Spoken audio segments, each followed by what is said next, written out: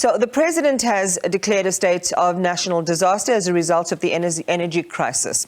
One question that was raised was what the impact would be on the upcoming national and provincial elections, and the IEC responded by saying it won't come close to the IEC considering moving the election, but it will have an impact. Let's find out now what that would look like with IEC Chair Mosotho Moepya. Good evening to you and welcome. Appreciate your time. Welcome to Full View. There is a fair bit of speculation as to what will be affected by the declaration of a state of disaster. And perhaps before getting into the details as it affects the work of the IEC, let's get your overall reaction to it, Mr. Moepya.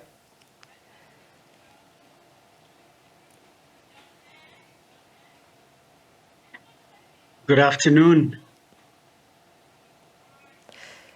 Good afternoon. Can you hear me?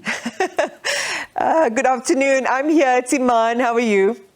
I'm well. How are you? I'm good, thanks. So we are on air, and my first question was, I introduced and said, that the IEC said there's not going to be, it's not going to really affect your work, but it is going to have an impact. And I wanted to, before we get into the details of how your work will be affected, let's just get your overall reaction to this declaration of a state of disaster by the president earlier this week.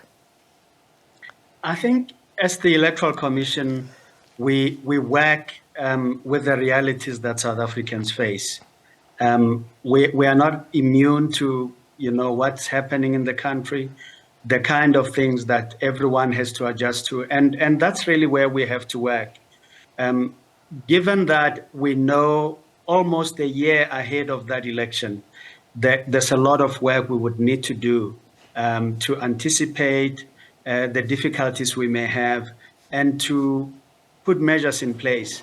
We are not saying it's okay. We are saying everything will be done to ensure that these elections are conducted and conducted as well as we can.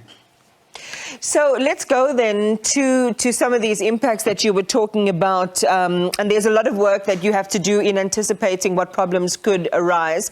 Let's talk about vote counting, because that's normally where some of these issues, tend to sort of creep in, and that's where the disputes generally tend to come from. Could it potentially delay vote counting, especially, if we're doing this work at the latter end of the day and there's no power, no lighting?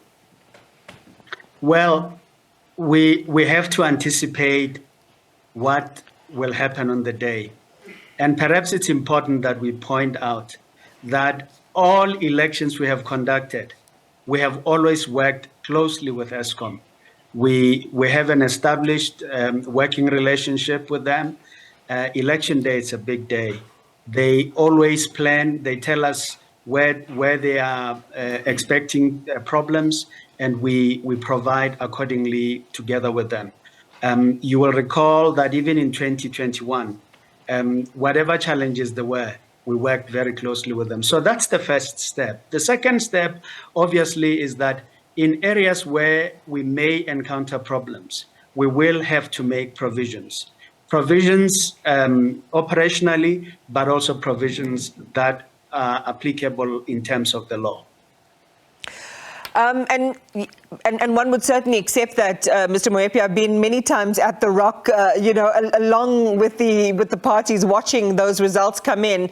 And as you say, it is that partnership that you've had historically with Eskom that's allowed things to run fairly smoothly. You will appreciate that we are in an abnormal situation right now, to the point where a state of disaster is being declared. We're talking about, the election of an electricity minister.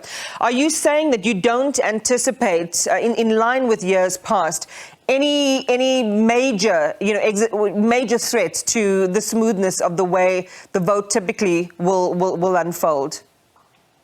No, what I am saying is that it is good that we know with so much time in advance, and we are able to understand, to see developments, and to anticipate them. Surely, we would have liked to work without this as a challenge. But now that it is a challenge we are fully aware of, we need to prepare or factor this in our preparations, and that's what we are going to do. Difficult it will be, but we know, like we have said, to just say there's a state of disaster, let's postpone elections. We know that doesn't work. Elections must be held, and we must do the best we can to conduct them on the day.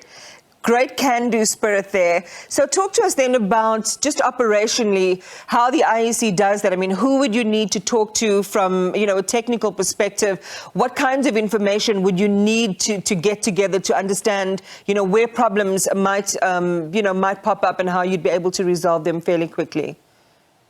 The first port of call will be with Eskom themselves. We will be talking to many stakeholders, our landlords, Eskom, and our staff, but in communities as well. We will be looking at places that can be helpful. I must say that there may be other things we would be, we may require to look into, but it's too early to tell whether we need to make provision for counting in a different way. Let's first understand what challenges we face and how best we should anticipate them. The good thing is we have time a little bit to deal with these matters, and deal with them we will. Well, thank you so much for talking to us tonight. Appreciate it. The IEC Chairperson, Mosotho Moepya, just giving some assurances that there might be some issues and problems, but they certainly are on top of it as the IEC. Certainly no need to talk about delaying elections.